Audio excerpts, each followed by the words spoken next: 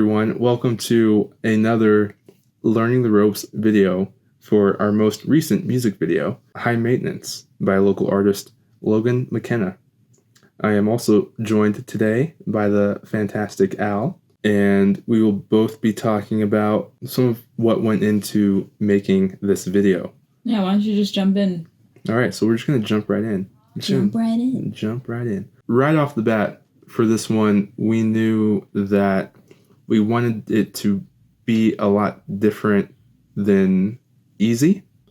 With that music video, it was a lot of kind of locked off static shots. Not too much happening with our subject in the frame. She was kind of just singing, except for the one shot we've got where it was rotating around the two of them.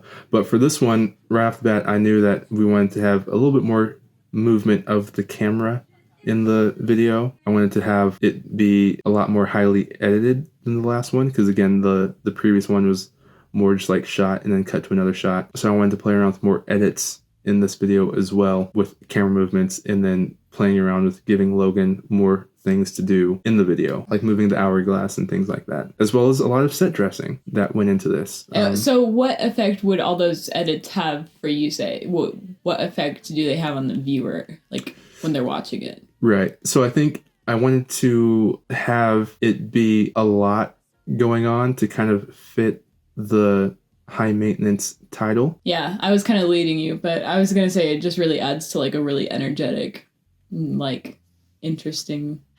So I did some of the set dressing for High Maintenance. The idea was that there's basically two worlds to represent the two frames of mind that the main character goes through. One is kind of put together, nice and happy and bright, and the other one is very disheveled, like a tornado came through or the apocalypse happened. So what I did was I brought a lot of scrap fabric that I had from earlier sewing projects and tried to kind of drape them like they were torn off of something or thrown. And then I also brought some just like newspaper things that I found in the mail and crumpled them up and laid them about to look like they had blown off of desks or something. We also had the really lucky opportunity of having two of the same plant on set. So we use that for a very cool transition in there where you see a plant. One of them is very dead and one of them is very alive. So you get to see the cool transition from one world into the other. And it was a lot of fun to kind of create those two universes. Yeah, no plants were harmed in the making of this film. That's a lie. It was we did already knock dead. over a cactus. That's true. Yeah, so it was also fun to work with a lot of like the duality between like the light and the dark scenes. For those, we did have to be really aware of where our camera placement was for one scene to the next so that it matched pretty well when we would cut between the two different light and dark sides. And then with the cool, like halfway through the song, you've got this really cool moment where like the bass drops down and things get a lot more serious. And I knew that that's where we wanted to like really dive in deep into her playing all these different demon characters. And so, yeah, so we had this great opportunity to use this location, Little Horse Vintage, where we were able to do a lot of set dressing. Actually, not too much, because the place already was very unique looking. It's got really cool like knickknacks laying around, and it really just has a cool feel and like a vibe in that place. So we really just took what was already there and just used it for what we needed it for. And I think that those shots, especially that location, it came out really well. And then, I agree. Yeah, sure. it was awesome. It was a really cool place. And they let us put trash all over it, which was great. Yeah. You know, not many business owners would be like, yeah, I ruined my store for 30 minutes. Yeah. Why not? Yeah, it was a lot of fun. And then we used that same location for the scenes where there's multiple dead bodies of Logan.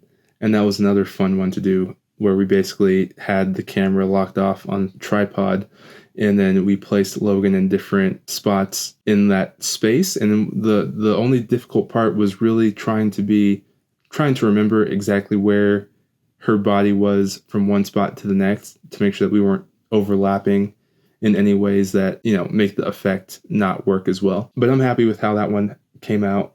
And I think a lot of the edits in here really serve a purpose of showing the high maintenance, high edit, lots of happening really busy video. Yeah, I agree. And the other really cool thing about this production was this was our first production working with someone who was a professional makeup artist, is a professional makeup artist, does professional makeup, and her name is Stephanie Sands.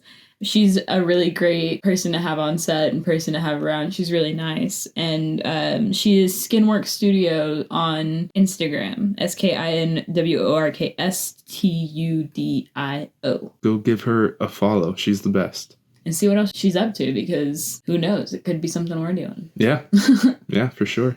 I really like that shot with the silhouette of the heel. That was Logan's idea, right? Yeah, it was. I'm pretty sure idea. Logan was like doing that with her foot. Yeah. It was either Logan or Eliza. I thought it was your idea. I don't want to take credit for it. You can take. We're all the same anyway. We're all one mind when we show up on set. Yeah.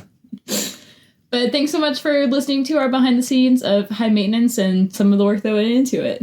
Yeah, thanks, guys. Have a great day. I don't know. What do you say at the end? You're going to put this in. I hate you for that.